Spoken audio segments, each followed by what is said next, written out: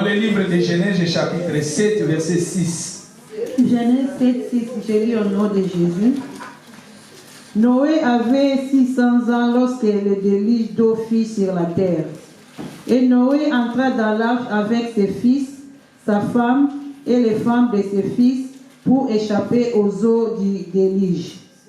D'entre les animaux pires et les animaux qui ne sont pas pires, les oiseaux et tout ce qui se meurt sur la terre. Il entra dans l'arche auprès de Noé, deux adés, un mâle et une femelle, comme Dieu l'avait ordonné à Noé. 7 jours après, les eaux du déluge firent sur la terre. L'an 6 ans de la vie de Noé, le second mois, le 17e jour du mois, en ce jour-là, toutes les sources du grand abîme jaillirent et les écluses des cieux s'ouvrirent. Maman, tu peux lire le verset 17. Ce qui est très important, 17. Le déluge fit 40 jours sur la terre. Les eaux crurent et se soulevèrent l'arche et elle s'éleva au-dessus de la terre. Tu peux lire le verset, bon, tu peux lire le verset 21. Tout ce qui se mouvait sur la terre périt, tant les oiseaux que les bétails et les animaux, tout ce qui rampait sur la terre et tous les hommes. Tout ce qui avait respiration, souffle de vie, sang de vie dans ses narines et qui était sur la terre sèche, mourit. Tous les êtres qui étaient sur la face de la terre furent exterminés, depuis l'homme jusqu'au bétail, aux reptiles et aux oiseaux du ciel. Ils furent exterminés de la terre. Il ne resta que Noé et ceux qui étaient avec lui dans l'arche. 24. Les eaux furent grosses sur la terre pendant 150 jours. Merci, Mamie. God bless. Aujourd'hui, je vais parler du déluge. Today, we need to close this topic about Noé. But aujourd'hui, comme je vous ai dit, je vais parler du déluge. La Bible nous dit, sur le verset 7 ou 6, Noé entra, Noé avait 600 ans lorsque le déluge d'eau fit sur la terre. On va parler d'un déluge. Dans le verset 7, sur 7 jours après, les eaux du déluge furent sur la terre. Pour parler qui sur le 7 jours, le dimanche passé. Mais sur le verset 17, les déluges, dans le verset 17, il y a un peu important. Les déluges furent 40 jours sur la terre. Vous parlez de déluge. Et après, dans le verset 21, tous ceux qui se mouvent sur la terre périrent, tant que les oiseaux, que les bétails, les animaux et tous ceux qui rampent sur la terre. Les hommes, toutes les âmes et ceux qui avaient respiration, souffle de vie dans ses narines et qui étaient sur la terre, séchés, mourir. Bon, moi, le passage des Isaïe 21, oh, nous sommes qui n'a pas bandeke, banyama, balobi, banyamope, banguluma kanase, nabato, oh, nous sommes qui n'a souffle de vie, bangwana, nous sommes qui nini, bakufaki. Les déluges sur la terre, et ceux qui ont continué dans le verset, mais ceux qui étaient sauvés, seulement bateau, bakota qui n'a katia arche. Dans le verset 23, qui sauvé, c'était seulement Noé avec sa famille et les animaux qui étaient entrés dans l'arche. Et dans le verset 24, ils ont dit les autres, Maï, comment ils vont comme et Maïwana, et ça là qui pendant 150 jours. Ce qui est autant l'histoire de Noé, comme je vous ai parlé, les autres aussi dit ça, histoire de Noé. Dans la synthèse, il y a histoire de Noé. Parce que nous avons parlé de Bisso, quand on a dit le comportement de Noé, qui méchant, la terre était corrompue, les hommes ils étaient méchants devant l'Éternel, l'homme pensait toujours le mal. Je vous ai aussi parlé, les êtres spirituels, bakitaki na mokili yase babalanaki na bato plutôt babotaki na bato biloko wana nyonso toparlaki na yango et toyaki koparle tokomaki koparle na arche ya Noé na parlaki na arche ya Noé na parlaki na comportement ya Noé. Noé il était un homme juste intègre et na parlaki lisusu Noé nzambe abisaki akota na kati ya arche et à part ça na parlaki na biso lisusu les 7 jours oyo nzambe abisaki na Noé kota na kati ya arche. Et le dimanche passé, plutôt le jeudi passé, je vous ai parlé bandeke mibale na parlaki na biso na corbeau pe na parlaki na biso na colombe oyo Noé abimisaki bango na mokili na parlaki na ba comportement ya banyama wana. Et aujourd'hui je vais parler na déluge parce que déluge des finales déluge accomplissement ya makambo o Noé bandaki côté ya bato na lobeki ke Noé atongaki arche ezwaki eba année belé na lobaki 80 à 100 ans Noé azoteya bato bazosekaye mais Noé construisait l'arche. Noé a été pendant des années a gagné na epé moutouté seulement sa famille, sa femme, ses belles-filles et quelques animaux au bakotaki na arche. Et quelque part sur otaki babiki nzamba kangaki arche et mboula sikoyo et bandaki kobeta. Awa tozo parler na déluge ye bomi bateau. Histoire ya Noé soko sali eti mboula tango beti balobi masu etombo maki parce que mai ezalaki ebele babi soko tangi na Bible bi nzamba funguli ba mer kongo bimisa ba mai likolo nzamba funguli Bible bi nzamba funguli ba porte ya likolo ba fenêtre ya likolo mbule beti na mokili balobi bateau ya Noé etombo maki likolo ya mai et bateau nyonso yango ni na 21 balobi bateau nyonso bazaki na souffle de vie banyama nyonso bazaki na bomoi bateau nyonso bakufaki. Atomoni ke nzambe a détruit tolike oye Bible bike oye ke yana tango na oye yaki na tango Noa et que yana koya ya mwana na moto. C'est-à-dire atozomona jugement final tomoni ke nzambe final ya jugement mokili oyo kotanga Bible ototanga ka elmo na tanga la Bible la Bible oyo eza bato bakoma mo Bible oyo eza na ngoma yela bato bakoma mais ototala magambo mayela bato bakoma ngo mais ekokisa magana ba via bato soki totali babike moto auti na mabela kozonga na mabele tokufaka bakundaka biso. C'est-à-dire Bible elobelango au moins tanga na kati na Bible makambo nyonso oyo bien-être ya motu Bible elobela yango tambola boyo kozala bo tambola boyo kozala makambo susu Bible eloba etindi biso tosala makambo susu Bible boyi yango siko soko tangi na kati na Bible omona ke oyo Bible boyaka bato basala yango nde tosalaka oyo Bible lingaka biso tosala nde toboyaka yango toba Bible ezo parler na biso pe na fin du monde Bible elobela yango la résurrection Bible elobelango Bible elobi ke tokufaka bato bakufaka Bible elobi esika bato bakende c'est-à-dire komona ke makambo oyo Bible elobaka yango eza quotidien ya vie ya bato. Awa tozomona na tango ya Noé na tango ya Noa mbula ebetaki mbula wana eza jugement final nzamba clôturer le fin.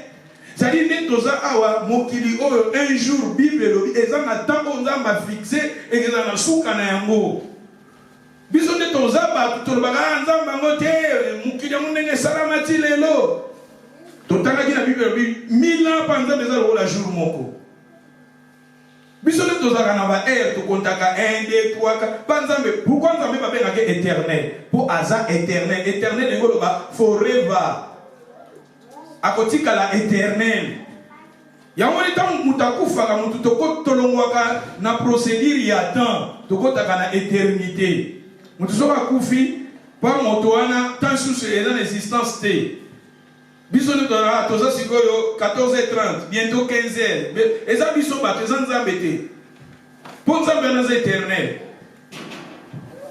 nzambe wana za éternel ye akotika la libela na libela mokili oyo eza na suka nango mpo tomoni awa na ntango ya Noe tomoni awa mokili ezalaki na suka yango eza important toyeba nzambe tolinga nzambe We need to believe in God. We need to give God our life. We need to be good people to this world. We need to love Jesus. Don't be bad people. But one day, jugement que ça va un jour, tu les canaux jugement.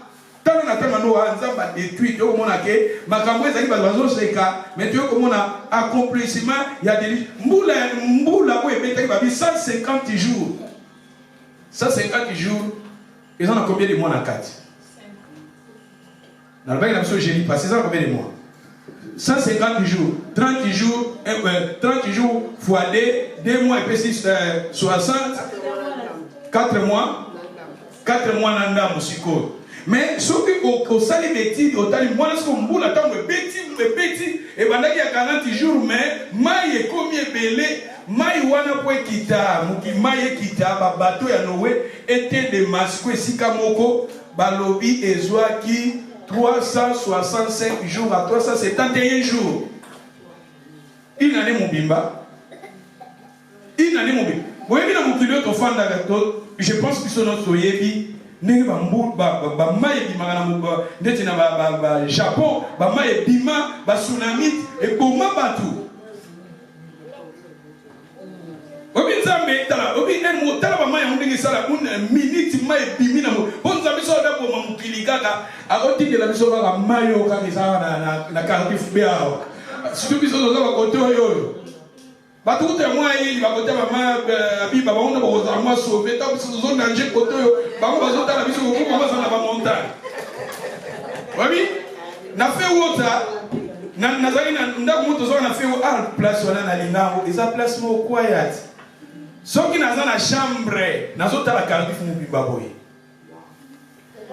Nazo ta la stade à Cardiff nazo ozomona benda Cardiff bo na chambre na yo ozotala na ba window ozomona benda Cardiff nyo ozomona ngo bango na baza na montagne ne te so banengo bando odinda koto na yino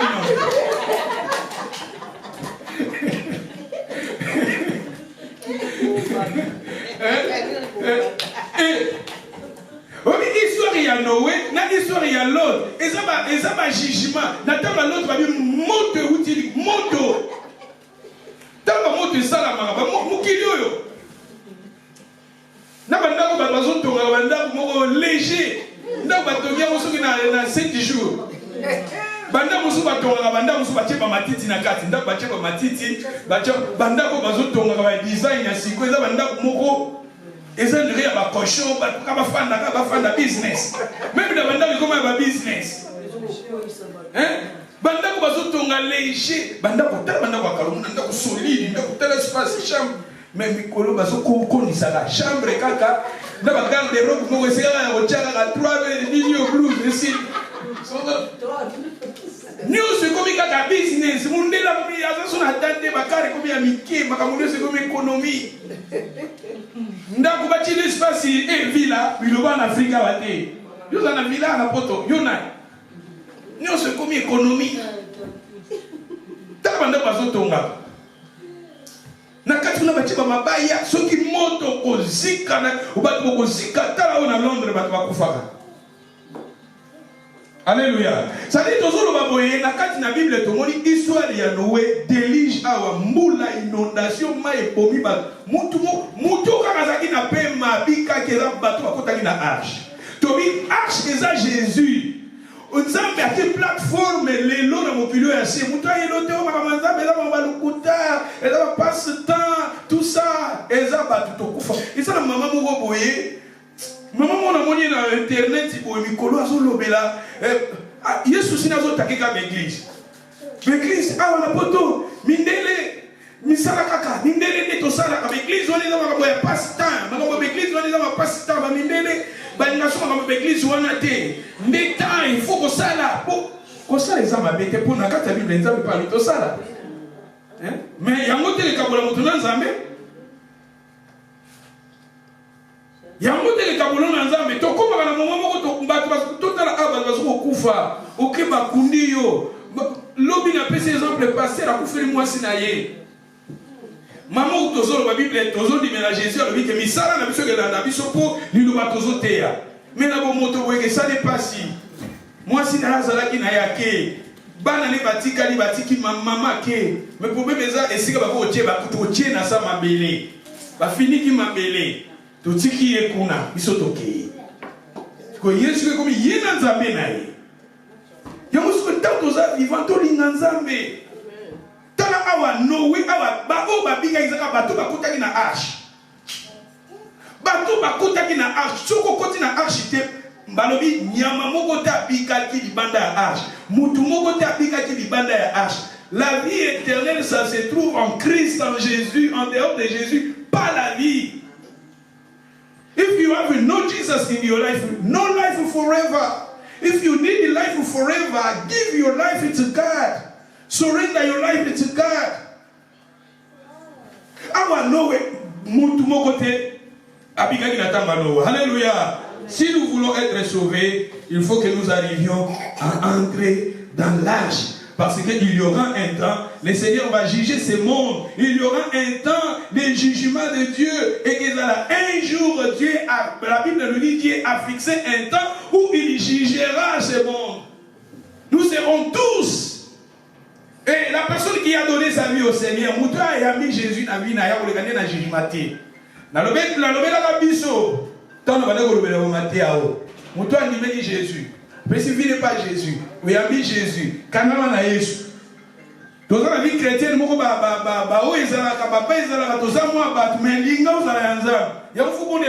God, put your seed in my life. Put your seed in me. Just semence no katinanga.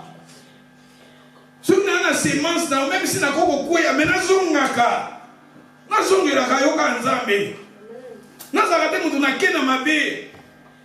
Obato a semence nzambe te komona azokende kana mabe. Kena mabe, au moins mutala ko sambela boya tiki nzela nzambe okomi via masanga, okomi pédophile, homosexuel, okena ba drogue, osala ka accident okufi. Okikana mabe na mabe. Lingoza la muto yo, nzambe meta semence, na koza la muto mona keta na makambo masanga na. This is not my life. I need to go back to my God. Uzongi na nzambo tiki yam, uzongi ni. Dawa na nzambo ache semence na ye kat na. Isa lokola ninga na nzambo nazoteya. Un jour na tiki nzela nzambo. Na kena nga peut-être kana yo na lobake, na lobaka tala. Soki oza combler na makambo nzambe, to oza combler na makambo mosusu. Soki ozaki awate de l'eau l'église, oza na makambo mosusu. On a vu la kabongo même devant nzambe, so oza combler na nzambe te, oza combler na makambo mosusu. Yo moni bato yo, oto lingi nzambe to awa. Bato ba lingi nzambe te oza na makambo pe mosusu. Musu pedo ko mona poto lengi poto. Vraiment photo enjoy na ero peda tena. Azo bina gara jana moi Stella na yaza ça dit souvent ça combler na maman ça mais dans ça combler na maman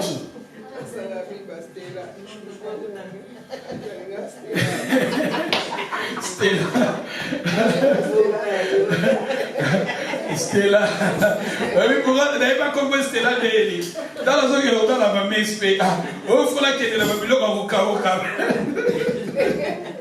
dans la zone où on a faut la zone na maman saga. Si on a la dégâts, la sombre, sombre foutu dans la sombre, la chela. Oh non, ah, qui passe, on t'appelle. C'est bon. Et on trouve la choix. Et on peut d'abord, et on s'en la choix. Oh non, nous sommes au bas là. Bilo vous faites ça au kaoka, bilo vous faites ça là. Il y a un bêche.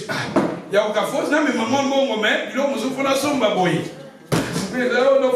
Bilo vous faites la chèvre. Bon, éviter, tant qu'on a besoin de 2000, n'a pas la baisse de 2000.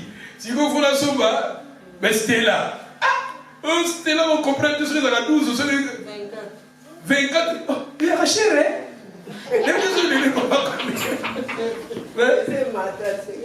Quand on a 2006, les lots, qui 21 ans. Ah bon, ça va, encore le sougala pour Babylone, bon, je suis exaté, je suis la tiki boye. Ah, moi, c'est vraiment mon thème. Je suis tant que Kendaki, faut que maman Babylone, Koana, couper ça. Vous voyez, parce que nous avons Kangalupang, il faut qu'il après Kangalupang, il y a un sigo, couper ça Babylone à Libala. Après Libala, qui est sous son arrêt, Libala, ils avaient passé. Mundele sera au bébé babilo d'abord silique. Au canal lupa, au canal lupa. Après fiançailles, si vous faites une rotique, tu sais une liste c'est souvent une rotique à bilo baliba. Je vois sur ça souvent réception de remettre le babilo à partir. Après ce qu'on reçoit la réception, il y a un bâtonnier. Il tape moko dodokolo.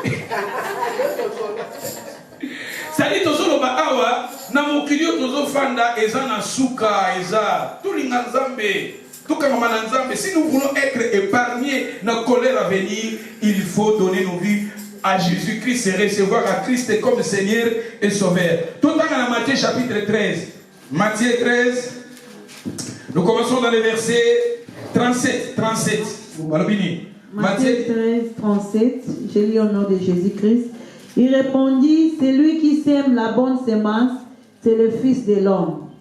Les charges, c'est le monde. La bonne semence, ce sont les fils du royaume. L'ivrée, ce sont les fils du malin. L'ennemi qui l'a semé, c'est le diable. La moisson, c'est la fin du monde. Les moissons, c'est la fin du monde. Cet monde a sa fin. Mon ami, ils ont parlé, cet monde a sa fin. Mon Kilio est dans le sous-canamo. Il y aura un temps où le Seigneur va juger ce monde. Parce que ce monde a sa fin. Les Balobi Awa, la moisson c'est la fin du monde. Et les moissonneurs, ce sont des anges. Ce sont des anges. Et après Balobi. Or, comme on arrache l'ivrée et qu'on la jette au feu, il en sera même à la fin du monde. Il en sera même à la fin. C'est-à-dire, il y aura un temps, ce monde sera à sa fin. Ce monde sera à sa fin. Merci, Mamie. Il répondit, c'est lui qui sème la bonne sémence. La bonne sémence, c'est le Fils de l'homme. Les champs, c'est le monde. Ça dit, mon Kilio, va comparer à mon champ. La bonne sémence, ce sont les fils du royaume. C'est-à-dire, nous voyons ici, il y a d'autres gens qui sont des fils du royaume. Et ma sœur, mon frère, je veux que toi, tu sois parmi les fils du royaume. Et bien, vous parlez de la chose Yves, ce sont les fils, Yves le Bazababeng, Yves le Bazabanan. Le fils du malin. Ah, c'est-à-dire, vous qui avez la banne à Satan Baza, il y a un Zabébé Baza. Les fils du royaume, Esaïe et Zanga. Et on faut tout l'inazambe. Parce que si on l'inazambe, si on a comblé dans ma mazambe, on a comblé dans ma ressource. If today you don't want to come in here, you can go somewhere.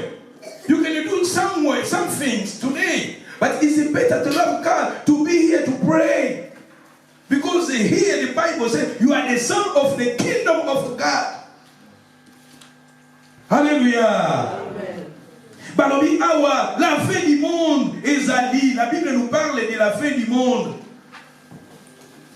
Dans le verset 41, Balobi dit, le Fils de l'homme enverra ses anges qui arracheront de son royaume tous les scandales et ceux qui commettent l'iniquité. Ah, il y aura un temps, le Seigneur Jésus enverra ses anges, il arrachera de son royaume, scandale, il y aura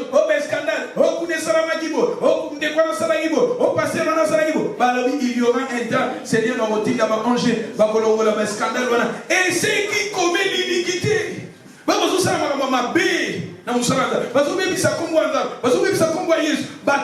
Il y aura un temps, parce que ce monde a sa fin. Continuez par le béni. Et ils les jetteront dans la fournaise ardente, où il y aura des pleurs et des grincements de dents. Ils les jetteront dans la fournaise ardente. Il y aura des pleurs et des grincements de dents. Continuez, Balobini. Alors les justes resplendiront comme le soleil dans le royaume de leur Père. Les justes, bakongenga lokola minzoto, bakotakola na nzamba, bakolinga nzambe biso yoana, eza lokola Noé, na bato bakotaki na âge, babengi bango ba juste. Un juste, c'est quelqu'un qui a donné sa vie à Jésus. La personne qui a reçu Jésus. La personne qui devient le disciple de Jésus. Il est classé parmi les justes. Et ces justes-là, ce monde a sa fin. Vous qui lui tous ça pèlerin. Pèlerin. Pèlerin. La vie est avancée. Hein?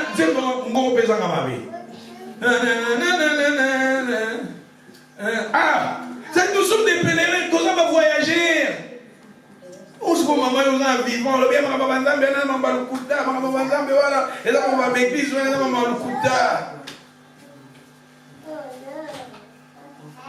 Église avantage, église, son avantage, ezali que ozo kamate aboye. Parce que la révélation de la parole, c'est difficile à toi-même pour interpréter un mot. C'est important, c'est ça. La Bible dit ça, la Bible dit que koni moko même eza moto so otika mo esika mo pelate. Mais ce qui va koni eza ebele otie moto et que pela ensemble. C'est-à-dire la vie chrétienne ensemble. Pourquoi on a besoin de na cardif na zo kutana na cardif faisant na frère te ko ba lingiza me bazate? Parce que là on a remarqué ceux qui n'a pas passé na kena milieu mo ba lingiza me déjà ba ko ba réserve. Bah pas ça déjà ah pas ça mais mon dit déjà mon tabou ko bailler. Ozomona, nous n'allons pas tout mal à l'aise, je préfère garder mon identité. Tu on va comme hypocrite pour nous côtoyer bango. Et nous on va toujours on va comme kimanga. Mais il y a d'autres gens qui ont d'abord des nantis dans les mois nzamba linginzame. C'est-à-dire azo se sepela azarananga batwana na kalif bazate. Ces gens-là bazate. Dans Londres, c'est belé, c'est ma frère, c'est belé, mais ah, on a calif bazati. Ce qui va peut-être moi, mais dans la communauté. Mais dans la biso, tout l'inganzambe, et tout ça va dire que, ah, même Jésus reconnaître les scandales, Balobi Awa, dans 41, le Fils de l'homme enverra ses anges qui arrachera de son royaume les scandales, les scandales n'a plus réel. Les scandales réel, dans la vie, dans un tel mot qu'on vous a scandale. Scandale, tellement les a scandale. Mais scandale les a. Parce que vous avez dit que mais Satan a bundisa yango. A bundisa yango. Parce qu'ils ont mis ma bateau dans le ciel, ils ont mis ma bateau. La Bible dit que l'enfer les a préparés pour la Satan va manger. Satan il y a qui est de mon côté et Satan a besoin qu'il n'ait pas tout. Ce que bateau va faire du monde est à la raté. Mais fin il y a life, il y a moto, il y a là. Vous devez vivre avec le temps. Bateau va vivre tout. Bateau va beleza na tango à Noah. Na tango à Noah, bateau va vivre 900 ans. Noah combien de 900 ans? Bana ya Noé taka ba âge na 900 ba 600 et quelques. Na tamu ne Abraham ba kitisi yango même Adam na Ève ba comment il ba 900. Le jour où la fêté 100 ans miracle. Miracle. Na ba biloko tozo liako. Go ba zo na ba simanda. Hein? Ba miliko tozo mela ba nyama ba pomper ce qui est nyoyo ba vitamine miliko tozo mela et tout ni kaka na chimie. Dans mon milieu, on comme quand on ngombe, on se comprend pas pour des autres. Oli misanga, mais ça va bien toujours dire la bien au moins chimie. C'est quoi chimie na kati ya nzoto, mabe. Mutu na ndazolia tanga apotolia ka awa. Oli apozo comprendre, li apo Afrique. Apo Afrique oli on senti bien na li véritable app. Même manga, même pai, même avocat. Non, mais vous comme ça, même pas faut qu'on dise. Parce que ça, on va si mandat ou bien des. Oh. On dit avocat n'a ni pas qui te remet à pototer. Parce que ça, là, on a pas si mandat.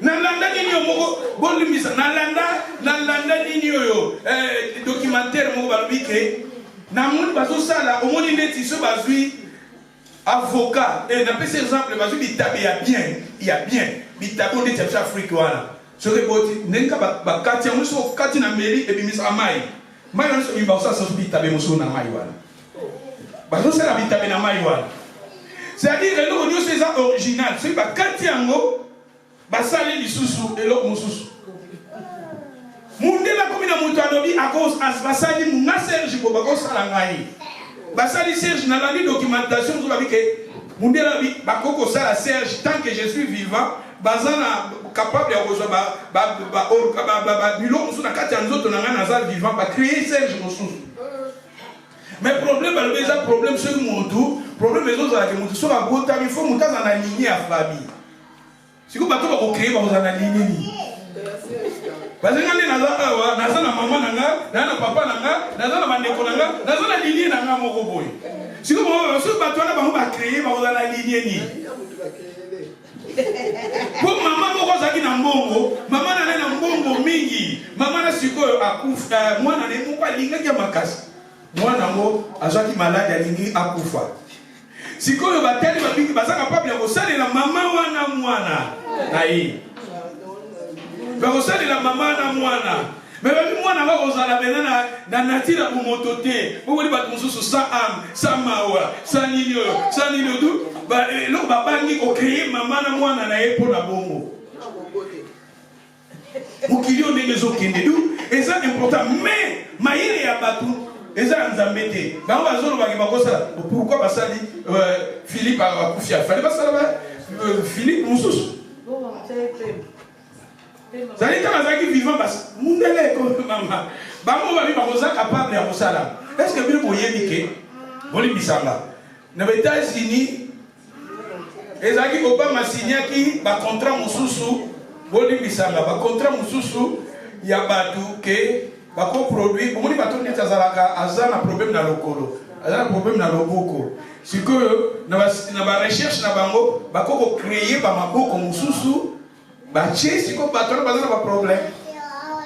Si vous pouvez créer il faut pas un organe sous pas un bateau. C'est-à-dire bateau bazar vivant, il y a un qui était dans le laboratoire, créer une pièce de rechange. Il va nous avoir pièce de rechange.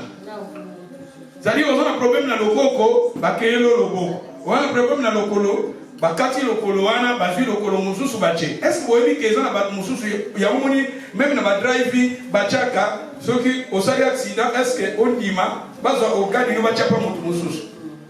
Et ça la kana ba divia ezala. Ya moni que mutu babilo ko so mutu mususu ba mususu ba andima na yi. Sali mukoloka ko kusala ka sida ba moni kaka okoti kaka na koma ba bia asinyaka déjà. Organe na ye. Ko ezana mutu mususu aza peut-être les États-Unis azana mbongo azana besoin motema. Mutu mususu azana les États-Unis azana besoin ya misu. Siko basusu la bato ba kosala accident na période wana bazwi misu na yo bache. Na landa documentation moko ya mwana moko boye ba parane balaka na mbongo. Azana problème na motema. Siko yo ba ko tie motema ya ngulu. Si vous avez fait un ngulu, vous avez ngulu moko basala kate, ngulu oya bashimite, ngulu mufaza bangulu na biso Afrique. Bangulu penda za nature ngulu penda nature, awuti penda na ngulu na shimite na bakisite. Bakozwa motema wana bachango siko bachaki mwana na bache motema ngulu. Siko bache motema ngulu mwana pas vivre na en attendant bazoluka mutasa na accident quelque part, pour bazwa siko motema ya mutu. Pourquoi tu as moi mais pour la période où on a si que moi on a bâti monter mangolo. Azo vivre na monter mangolo. Si vous voulez qu'on le baque, bah docteur y a français par lui qui parce que tout le monde. Ce si vous aussi monter ma moto mususu. Boche pe, mutu boka ko sala accident, ya woni be ba musu ezako accident, o mutapungi quelque part, ba mukilio yo ezana ba makambe bele. To linga nzambe to kanga na nzambe bana, to bimaka bimaka tina ba air tardif, o bimozo no kotambula, ba musu bazala bazoluka bato. Oyo ka moni yo quelque part pas mutu baba tout ça, ba suyo ka organe ko nzoto, ba kena mo quelque part. Mwana wana ba para bazar riche makati. Bazo mwana pour les autres qui savent mwana pour combien de problèmes il y a santé moi tanga bien zate motema ba ki décider ba longole motema na ye ba tie motema ya mulu en attendant bazo luka ko vrai motema ya mutu so ko ça accident quelque part baza motema ba chai et fait des faits motema mona na ki quelque part mais faut voir motema na bazo ya mona ba bazo protéger de ba classe tout ça malgré ba cotiser dans ba salle d'opération. Parce que les organes nous ont même le logo comme sur les catalystes pour protéger un mot, beaucoup qui est l'hôpital, ils et moi, on a opéré, bâtir mon thème, au bazar quelque part. Et si le docteur, on a zoloba, mais mon thème, est-ce que, à quoi remet ma makamounae à Kala, ou bien à quoi remet ma makamounae, mon thème, il y a beaucoup de choses à l'habiter, à remet ma makamounae. Pourquoi tu mon thème à Moutoumousous? Habiter, à quoi remet ma makamounae. Et moi, dans la santé malamu, il y a toujours qui mokili oyo. mayele ya mutu ndenge ezokendele. Mais nzambe quelque part mutu azopense ndenge mosusu nzambe mpe azoconfondre ka bango. Nzambe azoconfondre soki mpenza ezalaka nde basalaka bato batongo baza wana. Soki mpenza bazalaka basala bongo pourquoi tozoyoka bacélèbre bazokufa. Fallait pas célébrer papa na biso azokufa William Philippe. Tomona ngai même tawana kaka bitaya mosusu kaka Philippe katomona ngai. Pour le baguette, bazosuka pour bon bazana mbongo. Vous me voyez où va diriger na Canada, voyez où na Australie bango kaka. Bako tika papa akufaka boy. Zali pour le baka, mukili oyo moto al Bible il est réservé à l'homme de mourir une seule fois. Papa moko bonatala l'émission de papa na bien okufate. Babi solution na niso. Abi ko sala ka agir, abi so sala agir. O sala sport, o kufato o sala forever. Forever papa o miso na ba santé kelike azo bingo, so na sibikar ko kende karo ko kate. Par le secret ya découvrir et ça ka sala ka sport, le sport etinda yo o tika la fin. Nous voilà le barake, mayele ya muteza ya moto ya nzambe eza ya nzambe. Basali ba avion, basali ba ezala ba traflero. Ce que je dis chonga ba ya pembeni ya ki o penda naturel na o eza artificiel te. O tena o mona nga ndenge gogo. Ela ndenge mo. Bazoko ko sala o penda ya nzambe te. O peut-être ba ko sala ba dinyo na bango mais quelque part be fait na auto zomona basali ba cochon mais cochon na la véritable cochon te. Basali manga lia manga wana ma vous avez un chiffon. Kasi ala nzaka biso bazosala basoso na bangombe mais babi bamoni basoso batekaka na balide basoso oyo batekaka na asland moni bezaka eza na bafrigo wana basoso wana na babiloko wana babi babakosala yango ya nini oyo bazosala meza soso normalité eza bachiffon na bapapier bacarton basali yango ale soko ozolia kokuya soso mais soso te babi eza na befete na oyo ete eza na befete yango biloko ya bafrigo wana yo komona zwaka nini ya nini yo nanga depouille ya sidi zwaka nini bipati ozoliela eza na bosoki bakopane oyoki te baloso basalaka baloso ya bashasi yozolia loso zoka shasi donc tozobake mokili oyo alléluia tokene na totanga siko mama bi atanga 49 balobini. Tu peux lire 47. Le royaume des cieux est encore semblable à un filet jeté dans la mer, ramassant des poissons de toute espèce. Quand il est rempli, les pêcheurs, quand il est rempli, les pêcheurs le tirent. Et après être assis sur les rivages, ils mettent dans les vases ce qui est bon et ils jettent ce qui est mauvais. Il en sera de même à la fin du monde. Pour la lecture du passage est important, il en sera de la fin. Mais nous devons reconnaître la fin du monde.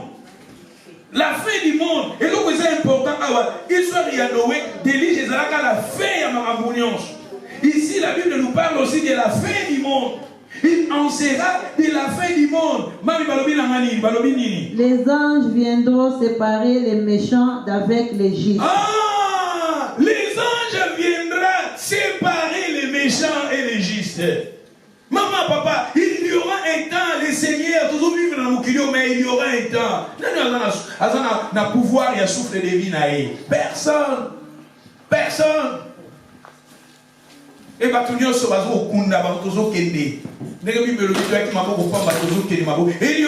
temps, le mort ressuscitera et le monde sera jugé. La Bible nous parle de cela. Il y aura un temps.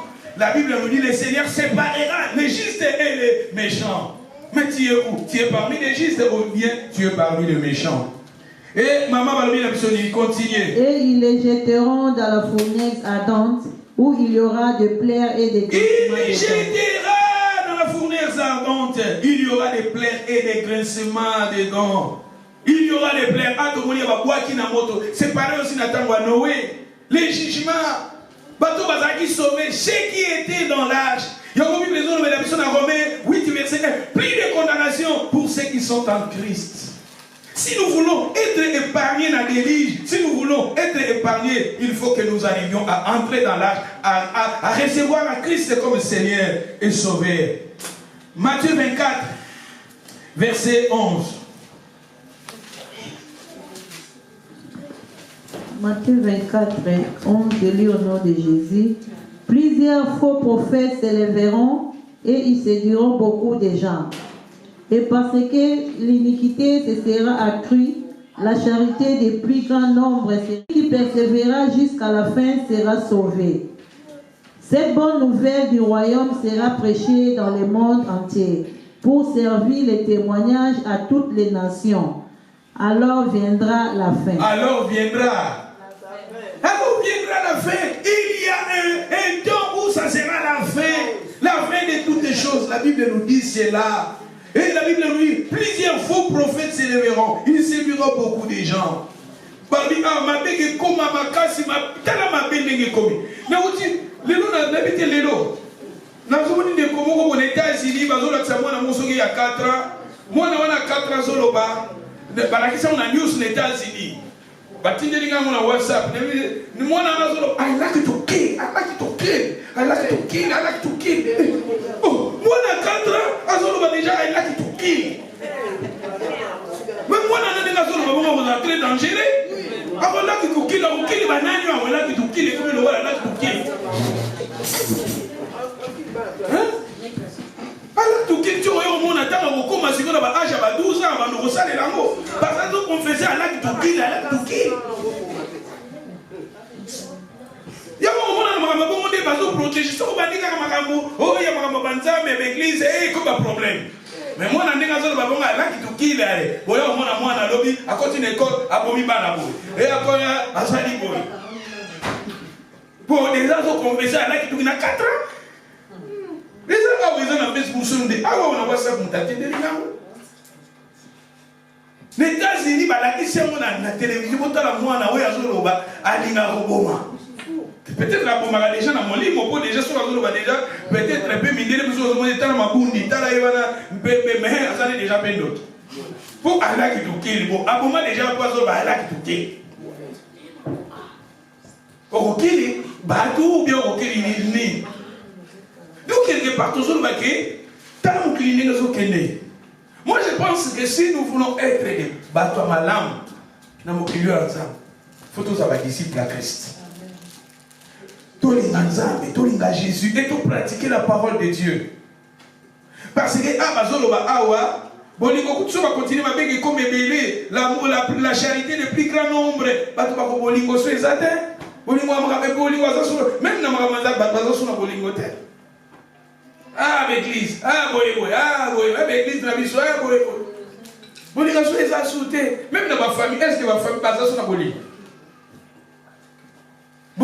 Surtout si on a ma poto, so Afrique sur la bénio, malade, vous savez qu'il y a une santé, y a mis des choses à bosser de l'eau. So la bénio, malade, vous savez qu'on a bossé à autour, nous avons déjà béni, on a déjà un problème, on a un problème.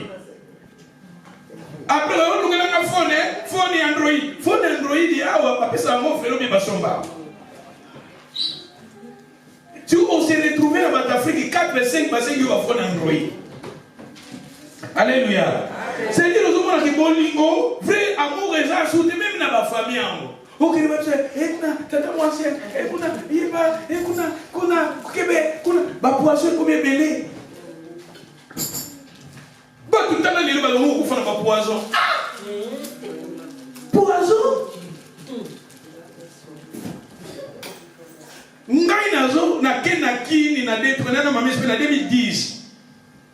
Nazo na oncle moka uti Paris aye. Aye kotala ngala binanga nena ye awa mwana ya Paris akufi kamaradi nanga. Bana ba boli bande kona afala. Batele poison. Pour aller dans le côté de Bambongo, à l'autre de Bambongo, Basumba, Bango, Bassale, et Moussalati. Tu vois, tu as un problème, là, petit frère, à qui me les coups de panne de Kodemouga Sambila, Bachelier poison de Kuna. Nicolas Namonia, Tinda, Maman Boison et la Nakini, Bakenena Kamaradi Naye, tout ça, ce camarade à Koufiboy. Azolela. Tu peux comprendre. Tu peux signer bon. Ah, tu peux éviter. Tu Mukusoyo. Kendi Congo, avec Beach. Mais nous, on va Covid au Congo, on va foutre à 2200, il y a pénalité. Mais on va foutre Kénéga. On va foutre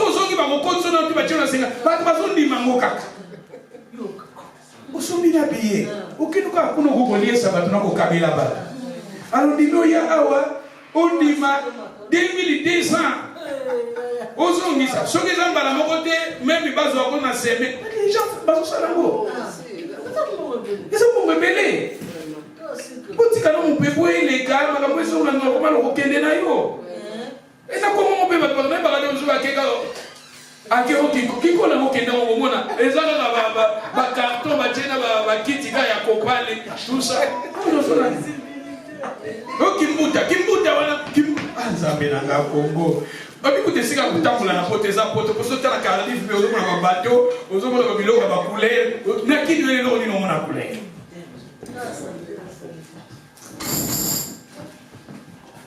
Pour l'ingoué, ils sont sous tes Bible, l'amour et les azous n'ont pas douté. Mais il y a un verset très, mais celui qui persévérera jusqu'à la fin sera sauvé. Il faut persévérer dans la foi. We need to fight about our faith. Don't stop to pray. We need to persevere. Be strong in your faith. Et ça va passer, Serge, j'étais dans le. N'a pas besoin de persévérer dans les gens. Parce que nous avons une génération d'église qui passe, Serge. Pour qu'on puisse avoir condamnation, les amis nous battent, les gens embêtés. Moi aussi, nous avons persévéré. Dans le milieu de Abraham a été de même. Il persévérait, il était sauvé. Justifié à cause de sa foi. Vite, tu vas les marmoter pour la kingani, pour la pasteur, pour la beauté, tout le monde va futilité. Toi avec le Seigneur, c'est lui qui persévérera jusqu'à la fin sera sauvé. Yokana 14, la bonne nouvelle du royaume sera prêchée dans le monde entier pour servir de témoignage à toutes les nations. Tozotea, l'utotea, n'a pas Facebook, n'est pas Bazola n'a pas Facebook. N'a pas maman c'est Gazola Danga, n'a pas maman Betia Zanali, n'a pas Danga, Ergoma Katia Zanali, Nazotea, Bazola n'a Matea. Naba YouTube, naba télé, la bonne nouvelle du royaume sera prêchée dans le monde entier pour servir des témoignages à toutes les nations. C'est-à-dire, Moutounion so yoka, everybody. Jesus love you. Moutounion so fa yoka yango. Parce qu'il y a un monde qui s'ambisayo. Il y aura un temps. Noé, il avait prêché et il y avait un temps où Dieu a fixé pour juger le monde et les délices étaient là. Et pour lui, Batunions. Et pour lui, Nzambe na bonwanité. Ceux qui n'attendent Noé a épargné qui moutoute, sauf Noé avec sa famille. Ceux qui n'attendent l'autre a épargné qui chasse l'autre. Jusqu'à ce que c'est eux comment ils n'attendent et comment on attend la mission. Moi qui lui ai dit sans fin n'ango.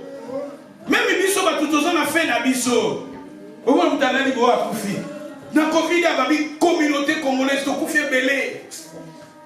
Dans Londres, il y a belé. Le grand frère n'a pas passé à Londres, il y a belé dans le Covid. Il y a si vous avez sans âme, aucun problème dans le bateau, aucun problème dans la famille, il faut to clean our life. You don't know. Nous sommes des abadélis, aucun mikumba.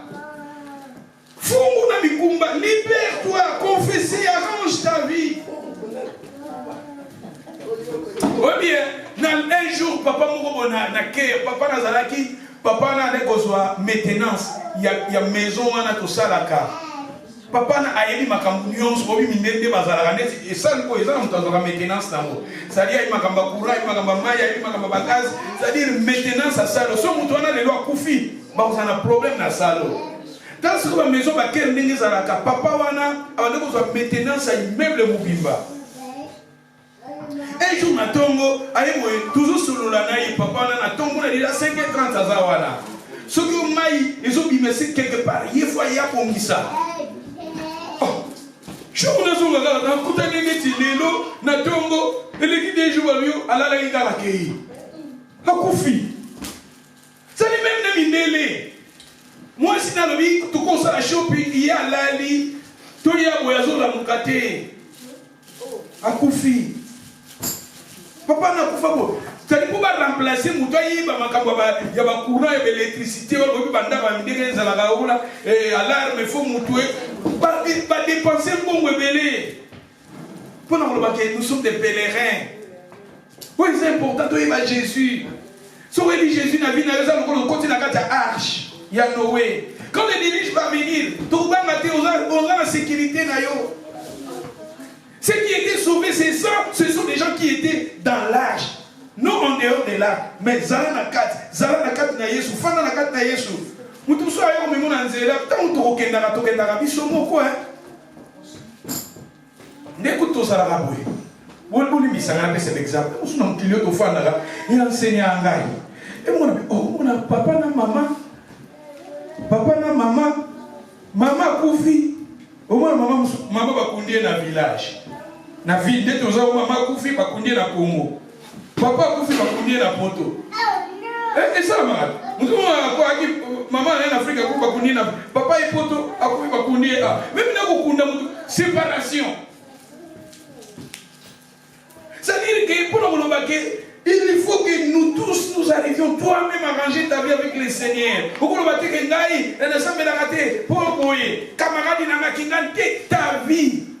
Nous qui nous avons enseigné bisoter. Nous qui nous avons enseigné bisoter. Arrange ta vie avec le Seigneur parce que nous avons il y aura un temps, la fin, c'est là. Là, c'est pour la résurrection. Donc il y a la résurrection. Toi, nous parlons de la résurrection. Il n'y a pas de parole là. Parce que le passage, tu as clôturé, ça total, tu as clôturé. 1 Corinthiens, tout est 1 Corinthiens 15. Maman Biba, lecteur, en montant à Kitoko, ah, mamie. Yo vraiment évité. Kula pambola yo. Wablo buso suko yo kaka muto eko ibanga yo eke sala kasko pasi enda wa katika lokolo. Na ko tabula su lokolo boko skunda ko. Bona lukabache la kaso badini opasi ah mkolo. Et le Boko Koyoso, il faut que kato lokolo wana. Obokisi loboko, mais makati loboko. Si on le cause à la yo, nous supposons yemba, c'est-à-dire que nous composés comme à Christ. Comment on a ça la harmonie sauté? Toujours composés comme à Christ. Tout le monde qui on va passer la zone. Les autres, ça n'a pas si pour que nous avons déjà les polés là nous. Et ça, on va katinga le colo. Faut se voir le casso le colo sous. On attend le contact pour la boîte. Nous sommes là. Maman, ça la kawana, na bona loga wa. Voilà kawana. Puis il y a la vidéo qui est là. Il y a deux ans maloba bobo. Donc bisonio c'est important. Alléluia. Même quand il faut faire ce que c'est retrouver bisonio toyété. Non t'es banal. Moutounio c'est important. Même quand on fait des dans ce terre, moi comme je peux les mettre yo qui comprendre avec les temps moi comme ça comprendre. Et ça va bon. Tant tout dans poto 6 à la biso. Tout dans 1 Corinthiens 15 40. 1 Corinthiens 15 40. Bandana na 12 ouais. Tout dans moi par passage mon na 12 de. Donc na 12 balobini. Pourquoi on parler sur la résurrection hein? Oyo eza ba résurrection pas ba la ressuscité. Bandana na 12 balobini. 12 hein. 1 Corinthiens 15, 12. Or, si l'on prêche que Christ est ressuscité des morts, comment quelques-uns parmi vous disent-ils qu'il n'y a point de résurrection des morts? S'il n'y a point de résurrection des morts, Christ non plus n'est pas ressuscité. Et si Christ n'est pas ressuscité, notre prédication est donc vaine. Et votre foi aussi est vaine. Ce qui est c'est quoi? Résurrection, même au Sambe, la Nabi, c'est dans mon atinate. Jésus a représenté normalement. Jésus a c'est quoi qui? Jésus a qui ressuscité. Il y a besoin d'acceptation. Bah, tout peut pas chrétien nyonso. Même bah, kufa. Même bah, kufa. Bah, moi, nyonso va causer la ressuscité. Pour Jésus, a exemple pour Jésus, a qui ressuscité. Il se trouve même que nous sommes des faux témoins à l'égard de Dieu.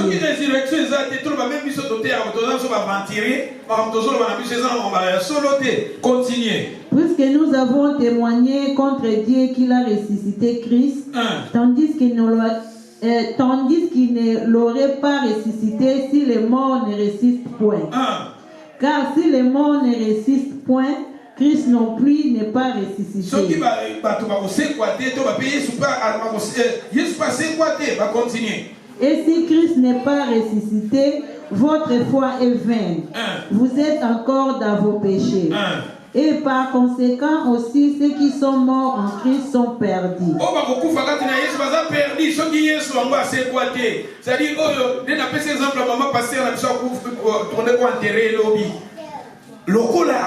le Seigneur, parce que quand vous allez ressusciter, quand les sons de la trompette va sonner, et ceux qui sont Jésus a c'est quoi qui était même perdu, mais nous ne sommes pas perdus parce que notre Seigneur Jésus est ressuscité. Continuez, Malobini.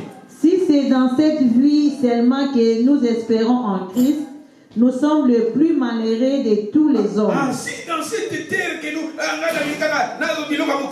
nous sommes perdus, biso, oui, toi, nous yassé. Tant que vous vivez, on a besoin de Babiloko, on a besoin de voiture, on a malamu, musala malamu, c'est normal pour tous les pèlerins. Mais la Bible est promettre au-delà. Au-delà. Babiso quand on espérer qu'on a vie oyo. Nous sommes le plus malheureux. Parce qu'après cette vie, nous avons encore d'autres vies. Et continue à le dire. Mais maintenant, Christ est ressuscité des morts. Il est le prémisse de ceux qui sont morts. Ah, Christ est ressuscité à un exemple. Il est un exemple pour Nabiso. Il est le prémisse de ceux qui sont morts. Il y a un exemple modèle. Il y a un Koufaki, ah c'est quoi qui. Et Bisope, Tokoufa, Tokose quoi. Et Bamousope, Bakoufate, Bamoussou sous l'enlèvement de l'église, Bamoussou va changer. Puis le son de la trompette va sonner. Ceux qui sont en mort, Christ ressuscitera. Et ceux qui sont vivants, Toko changer, Toko Nokutana, Seigneur, dans les airs. Continuez, Malobini. Car puisque la mort est venue par un homme, c'est aussi par un homme que venue la résurrection des morts. La mort, Adam a même mis son koufa, Yesu pas même mis la résurrection. Continuez. Et comme tous meurent en Adam, de même aussi nous revivrons en Christ. Ah, biso toujours pour revivre en Christ. Corinthiens 23. 23. Continuez. Mais chacun a son rang. Ah, chacun, nous serons ressuscités, mais chacun a son rang. Toko c'est quoi?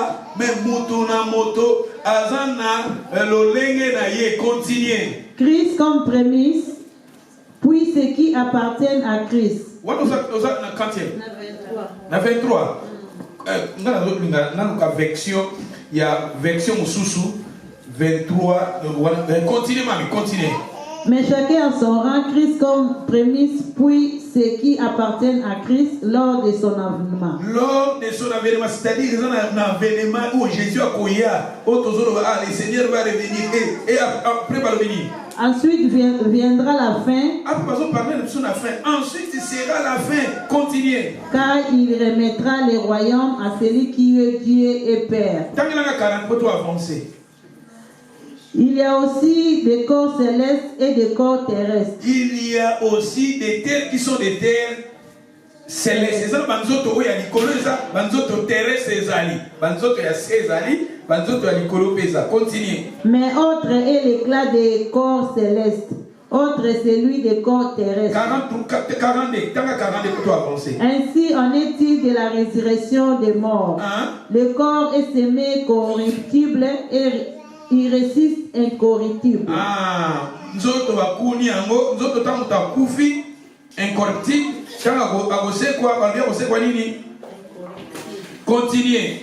Il est semé méprisable, il ressuscite glorieux. Ah, mutu méprisable, mais tangu yako c'est quoi? Eza lokola na pesa masango. Et ba masango mususu, tango zo kuna ngeza mabe. Mais tango que bota lisango mususu. Lisango ne ça la différent. Ça dit tanto bakunda kabiso, bakundi mutu akufi, tango na son ya trompette ba kose quoi? Toko c'est quoi na nzota gloire, Bible zolo ba yango. Mutakose kwa na nzoto ya gloire. Yana baki mutsoka za infirme, tanga kose kwa za so infirme te. Azaki na problème na loboko na misu, tanga kose kwa na problème wana te parce que abazolo bela biso to kose kwa na banzoto ya gloire. Continuez maman. Il est semé infirme, il ressuscite plein de force. Moni infirme, tanga kundaki azaki infirme, mais tanga kose kwa résurrection ezami parce que passage on a pesi biso. Soko bande on a première bazolo bala biso Jésus tanga azaki ressuscité. plus de 500 personnes, à part les disciples, dans la ville, dans la ville, on a plus de 500 personnes, qui Jésus. Il y a un moment où Jésus a un modèle. Ce que Jésus a, c'est quoi quitter? Même Matthieu a tous les ans à Tinate. Quand il m'a dit on a Tinate. Même si on a perdu. Mais le mot là, Jésus a ressuscité. Biso peut la ressuscité. Il y a besoin de c'est quoi? Chacun a son rang. Parce que il y a une résurrection. C'est quoi les bossos? On a dit Jésus. Si on dit Jésus, c'est quoi? Il faut d'abord que tu arrives à mettre lui quand tu as la arche qui est Noé, parce que le son de la trompette va sonner. Un Thessalonicien va dire que les morts en Christ ressuscitera premièrement. C'est-à-dire que Jésus, on dit c'est quoi? Premièrement, et nous les vivants, nous serons changés. Donc nous écoutons avec le Seigneur dans les airs. Nous sommes en Jésus au cause là. Nous sommes au cause là. Bakoze la nala si on toujours ba déni Jéza final eza jugement eza les alliés mais ba on va privilégier ba on va continuer à arche on va libérer Jésus comme Seigneur et Sauveur. Continuez mamie. Il est semé corps animal, il ressuscite comme spirituel. Il y a un corps animal, il y a aussi un corps spirituel. C'est pourquoi il est écrit, le premier homme, Adam, devint une âme vivante. Le dernier Adam est devenu un esprit vivifiant. Voici, je vous dis un mystère. Nous ne mourrons pas tous, mais tous nous serons changés. Nous ne mourrons pas tous. Quand le Seigneur va revenir, le son de la trompette va sonner. On va regarder vivant. On va animer là Jésus, le Seigneur et Sauveur. On va vivant. On peut pas dans le Seigneur, on peut pas koyoka sonwana ba kokeneza Matthieu na Thessaloniciens 4 verset 13 kokita balobeli biso. Ah dans 1 Corinthiens bazolobela biso 15 totangi na 58 balobeli biso balobini lisiko na 52. En instant, en un clair d'œil, à la dernière trompette, la trompette sonnera. Et les morts ressusciteront incorruptibles et nous serons changés. C'est-à-dire changement total, radical. C'est-à-dire que nous avons changé. Et bien, on va dans le Seigneur, on peut pas changer. Avec le Seigneur dans les. Et ça, ma Bible, Jésus n'a pas besoin de condamner. Ce que j'ai dit au christianisme, parce que Jésus n'a pas besoin vivant. La religion, le prophète n'a pas besoin de béné. Mais biso tonimaka Jésus peut toujours believe him parce que il est un modèle. Jésus a koufa qui a c'est quoi qui. Et biso bateau de ce bateau de libérayer, plus de condamnation pour ceux qui sont en Christ. Un Corinthien, mami continue balobini. Makabo c'est belé awa, mais car il Tanga continue 53. Yeah. Car il faut que ces corps corruptibles revêtent l'incorruptibilité et ce qui meurt. Ces corps mortels revêtent l'immortalité. Lorsque ces corps corruptibles aura revêtu l'incorruptibilité et que ces corps mortels aura revêtu l'immortalité, alors s'accomplira la parole qui est écrite. La mort est supprimée, la victoire est complète. On a parlé en français courant. Au moment où parler de la résurrection, vous avez du temps, que les temps depuis la début, parler de la résurrection,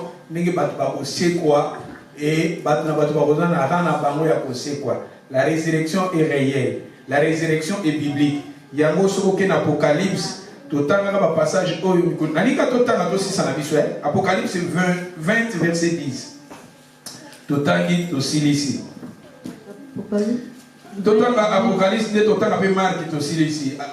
Apocalypse 20 verset 10. Et le diable qui les séduisait fit jeter dans les tas de feu et des soufres où sont la bête et les faux prophètes. Et ils seront tourmentés jour et nuit au siècle des siècles. 11. Oui, j'ai vu. Puis j'ai vu un grand trône blanc, Hein? et celui qui était assis dessus. La terre et le ciel s'enfuient devant sa face. J'ai vu un grand trône blanc. Mon trône blanc, on a jugement. Last jugement. Au jugement, il y a souka et awane. Jugement, il y a toujours parlé d'Élige, a toujours clôturé en Apocalypse 20, verset 11. Il y a jugement, il y a trône blanc. Oh, Jésus a fait un trône blanc, a jugé all people. Batu nyonso. Mais batu nyonso, à part les morts en Christ, c'est quoi? Deuxièmement, les vivants, c'est quoi? Totanga qui passage mi connaît les camins à millions, babi batu mususu, fondima, babo mayo, tout ça, alors rejoindre bateau babo kene na millions. Mais après Makambwana Nyonso, babi Satan babo kangae, babo kwa na moto. Après maintenant Jésus a fait na trône blanc naie, a juger batu nyonso. Bateau bako fa na mai, bako c'est quoi?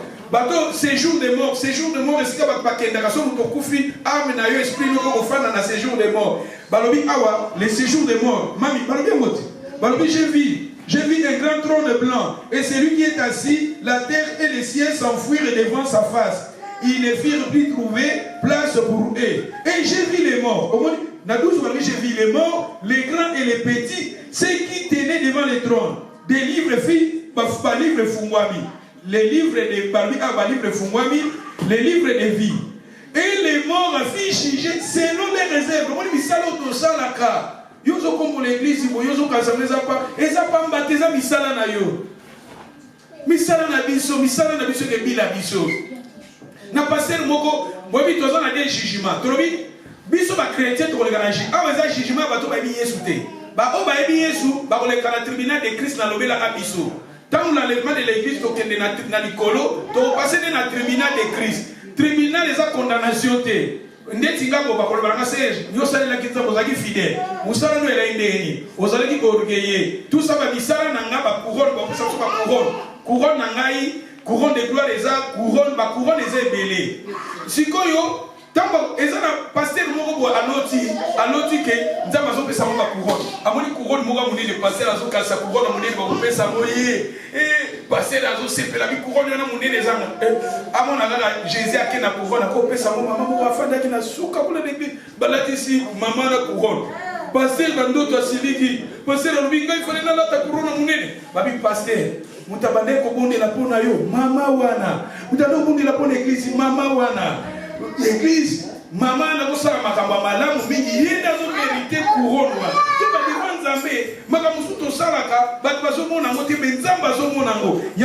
Chacun rendra compte devant le Seigneur. Et j'ai vu les morts, les grands et les petits qui se tenaient devant les trônes. Des livres furent ouverts et un autre livre fut ouvert, celui qui est le livre de vie. Et les morts furent jugés selon leurs œuvres, d'après ce qui était écrit dans ces livres. La mer rendit les morts qui étaient en elle. La mort rendit les morts qui étaient en elle. Après. La mort et le séjour des morts rendit les morts qui étaient en elle. La mort lui-même et le séjour des morts. La mer rendit les morts. Les morts, ce sont des gens. Le séjour des morts. Et la mort lui-même rendit aussi des gens. Devant qui? Devant Jésus.